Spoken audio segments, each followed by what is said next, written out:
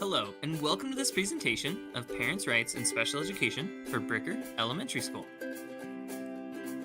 Special education is full of many terms such as IDEA, CDE, IEP, FAPE, SPED, FERPA. It's all a lot, but don't stress, we're going to go over all of those terms in this presentation. Remember that we are a team and we can do this together. And also remember, don't be afraid to ask questions. To start, let's look at decoding some of the acronyms that are found in special education. First, we have FAPE, or FAPE. This means a free and appropriate public education.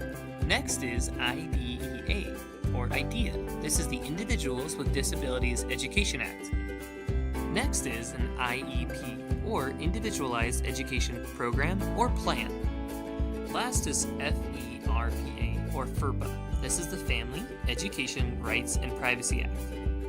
There are many other acronyms found within special education, but we won't go over all of them in this presentation. Remember, if you ever have a question, don't be afraid to ask. So let's look at the rights of parents in special education defined by the Colorado Department of Education, or CDE. To start, let's look at prior written notice. Prior written notice must be given if there are any changes or initiations to identification, evaluation, educational placement, or provisions of FAPE.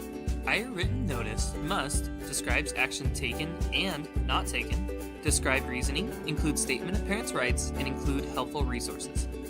Written notice must use plain and understandable language and be provided in the native language of the parent. Next, let's look at parent consent. Parent consent means the parent is fully informed of all information, the parent fully understands all information, it's voluntary and revocable, and it's documented in writing.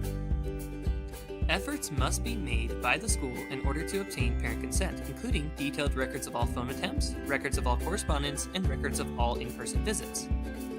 Next, let's look at FERPA, which provides the rights of confidentiality and access. Under FERPA, parents can and must be allowed access to their child's educational records. Teachers can access student data for educational purposes. In emergencies, health information can be shared, and other schools that a student plans to attend are allowed access.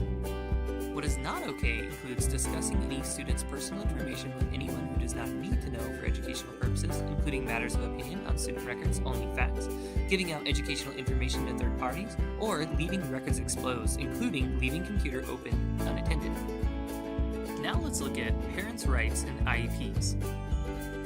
Parents can request an IEP assessment, participate and contribute to an IEP, list and discuss concerns with an IEP, request a new IEP meeting, and have an advocate or attorney present at an IEP meeting.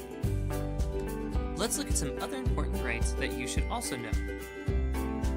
Parents have the right to an independent educational evaluation, which means parents can obtain an evaluation of their student performed by a party outside of the school district. School districts must provide information on how to obtain this outside IEE.